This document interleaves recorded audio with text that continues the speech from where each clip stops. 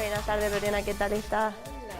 Hoy por fin es lunes, es mi día favorito. ¿A ti te gustan los lunes? Uy, no estoy tan de acuerdo contigo, a mí me cuestan los lunes, me cuesta empezar la semana. Es que los lunes para mucha gente son buenos y para otras son un desastre. Es que solemos venir de descansar quizás, ¿no? Un poquito el fin de semana y eso de empezar otra vez a caminar poquito a poco ¿Para ti cuesta. los lunes son un desastre? Son un poquito desastres, sí. ¿Te digo el origen de la palabra desastre?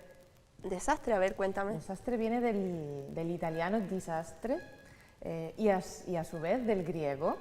Es dis, aster, sin estrella o con mala estrella. Y de ahí que sea esto, los griegos que estaban fascinados por la astronomía, el que no tenía estrella o el que tenía una mala estrella era algo negativo.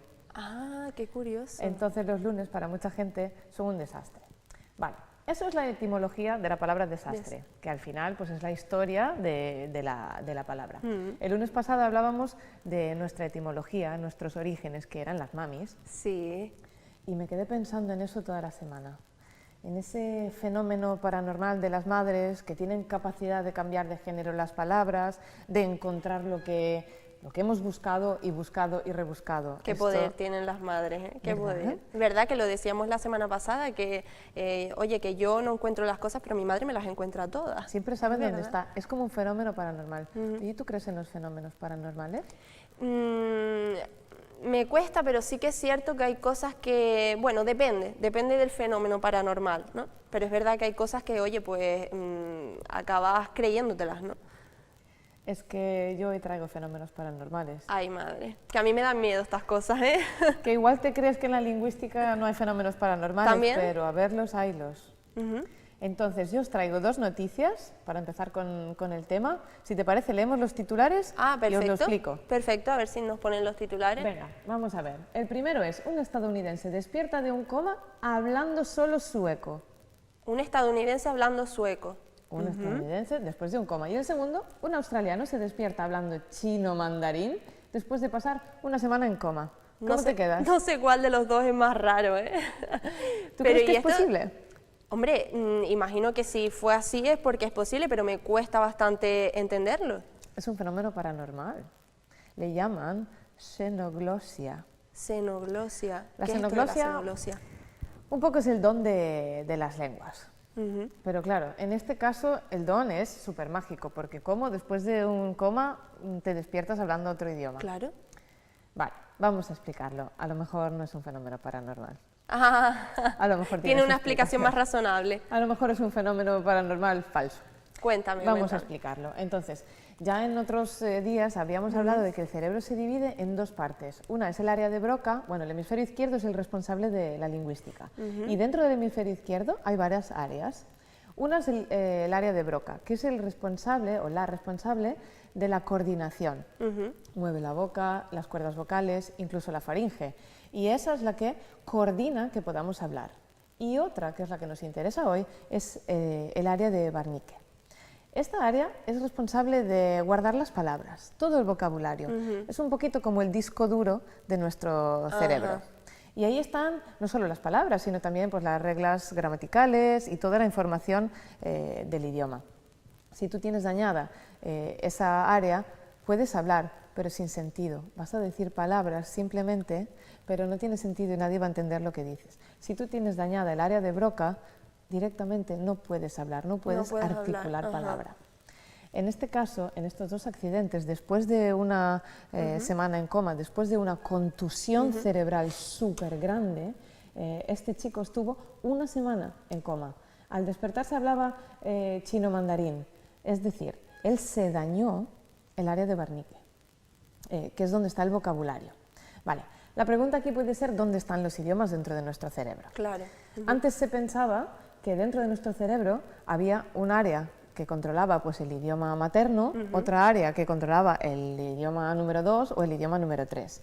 Gracias a las resonancias magnéticas funcionales podemos saber exactamente qué parte del cerebro se activa cuando estamos hablando nuestro idioma materno, cuando hablamos inglés, cuando hablamos alemán o otros. Es algo súper curioso porque cuando hablamos un idioma u otro se activa la misma parte, es decir, que el idioma está en el mismo lugar. No importa si es tu idioma materno o otro, están superpuestos. Entonces, ¿qué hace que nuestro cerebro decida activar uno o el otro? Pues hay controladores de inhibición, lo que permite a tu cerebro o no. Y esto depende un poco de lo que tú permites a tu cerebro practicar otro idioma, de tu timidez o no. Entonces, hay controladores de inhibición que permiten a uno tomar más posesión del otro. Normalmente el idioma materno es el que lleva. Exacto.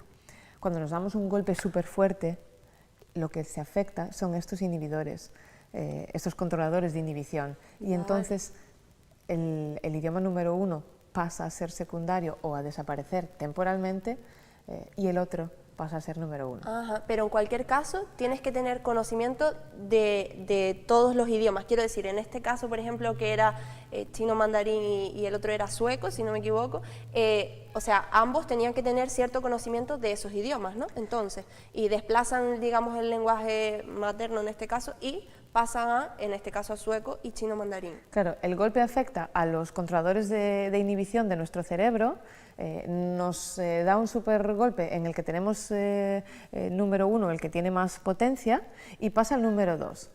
Hemos dicho que esto es el área de Wernicke, donde está el vocabulario, Sí. pero el área de Broca lo tenemos perfectamente. Entonces Claro. puedes coordinar y hablar súper rápido.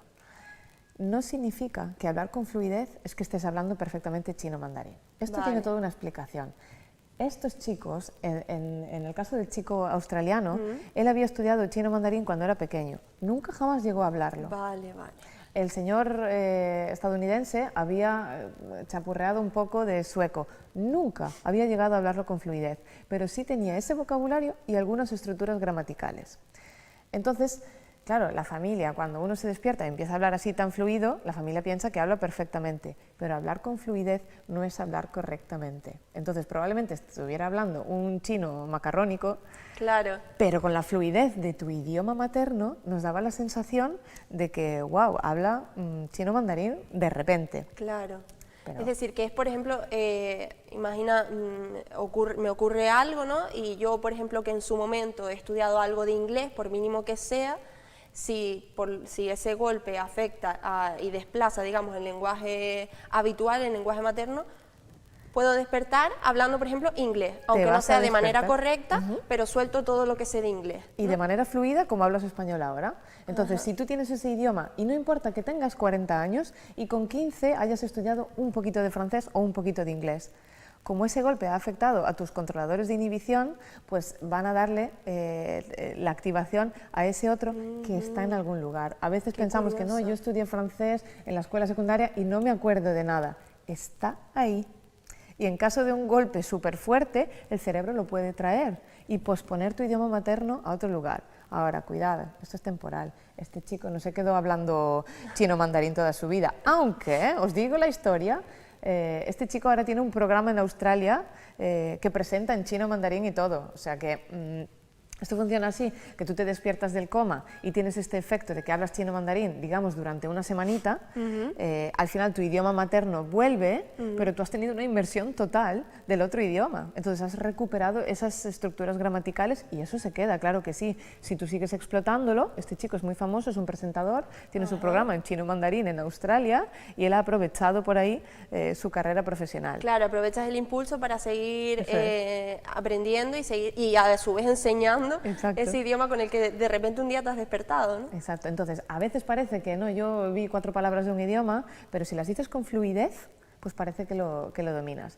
Siempre digo, hablar un idioma con fluidez no significa que lo estés hablando correctamente, probablemente tengas errores, pero a quien lo escucha le suena maravilloso. Entonces eso es la xenoglosia y cuidado, claro, te tienes que llevar un gran golpe del que te puedes quedar con otro tipo de secuelas, entonces... Sí, por favor, advertir que no lo hagáis en casa. Que nadie lo intente, que no lo hagáis en casa, que no hay ningún milagro y que, Exacto. como bien dices, ¿no? Para No aprender existen un idioma hay milagros. que ponerse a aprender Otra el idioma. cosa que la gente suele confundir la xenoglosia con el síndrome del acento extranjero.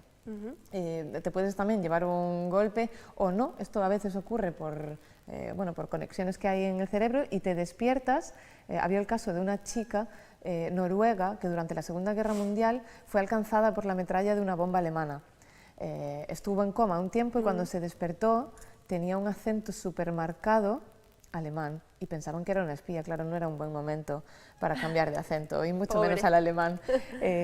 Pero esto es otra cosa, eso es que lo que se afectó fue el área de Broca. El área de Broca. Y entonces esa es la coordinación. Y algo en tus cuerdas vocales o en tu faringe hace que tengas un acento diferente y alguien por asociación dice eso suena a francés o eso suena a alemán o eso suena a chino mandarín, pero no estás utilizando otras palabras en otro idioma, sino tus propias palabras. Al final eso es el acento, que no pronuncias bien algunos fonemas de otro idioma, entonces que no coordinas, ya sea la faringe o las cuerdas vocales, de otra manera porque no estás acostumbrado. Entonces eso es otra cosa. Oye, qué curioso, saco de conclusión de todo esto, qué curioso nuestro cerebro, ¿no? El cerebro Todo es lo que hay apasionante. dentro y lo que, cómo nos manipula realmente, entre comillas, ¿no? En función a cómo, en la situación en la que nos encontremos, ¿no?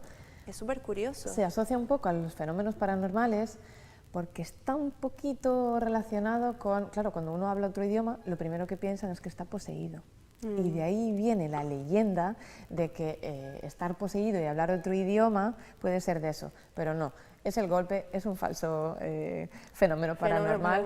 Y uno, no lo intentéis en casa, y dos, poneros a estudiar un idioma con un curso, sed constantes y creo que no merece la pena llevarse un golpazo y sufrir otras secuelas para ser fluido y tener fluidez en otro idioma. Así que os invito a, madre mía, pues a estudiar de que manera sí. como se debe. Claro que sí, cualquier idioma. Y qué importantes son los idiomas actualmente, fundamental saber cualquier tipo de idioma. Digo, yo por ejemplo en mi caso estaba hasta hace muy poquito con inglés, lo pienso retomar, pero vamos, que cualquier tipo de idioma yo creo que ahora mismo, no sé, ¿cuáles son los, digamos, los más demandados ahora mismo, los que más se reclaman? Los más demandados, ahí está el chino, porque sabemos que es una gran potencia. Está creciendo, ¿no? Muchísimo, el tema de... el chino. El inglés siempre, que es la asignatura pendiente de los españoles. Totalmente. Y ahí tenemos que ponernos.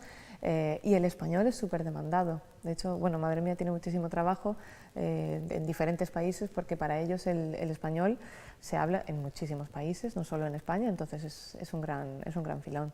Así que yo te recomiendo inglés y esto. Si te dieras un golpe y estuvieses en coma, que tocamos madera, por favor, ¿qué idioma empezarías a hablar así al despertarte? Hombre, pues yo imagino que el más que he tocado es inglés, pero ya te digo ¿Y que alguna sorpresa? ¿Alguna sorpresa? Pues... ¿Alguno que hayas estudiado así levemente y piensas que no lo dominas para nada? Uy, pues el francés. Francés. Francés. O sea, que tú serías de las que te despertarías del coma de repente hablando francés. Pues puede ser, sí, sí. Porque es la mayor sorpresa, es algo que tu cerebro tiene ahí guardadito y que sorprendentemente nadie se lo esperaba, pero ahí aparece. Pues sí, porque el francés lo estudié en el cole prácticamente, pero sí que tengo algunas cosillas ahí que cuando escucho, pues, oye, me acuerdo, ¿no? Entonces yo creo que puede ser una... Pues pero bueno, en cualquier caso esperemos que no, que me tengo que poner a estudiar Eso es, de manera constante. Recomendamos a todos meteros en la página de Madre Mía o en Instagram, donde está bastante activo el perfil, para estudiar idiomas y aprender cositas, incluso de vuestro propio idioma. Os lo recomiendo, especialmente de ortografía, que mucha gente tiene muchísimos fallos, así que os invito a mi perfil, porque los idiomas son necesarios. Además que anda que no aprendemos contigo aquí, yo misma, y de mi propio idioma, es decir, que todavía hay mucha carrera por recorrer, incluso en nuestro propio idioma, y ni hablar del resto, ¿no? Que es muy importante. Pues fenómenos paranormales, a ver los hilos. Y todo el mundo, madre mía, aprender, que es muy importante. Muchas gracias, Lorena. Nos vemos el próximo lunes. Hasta el lunes.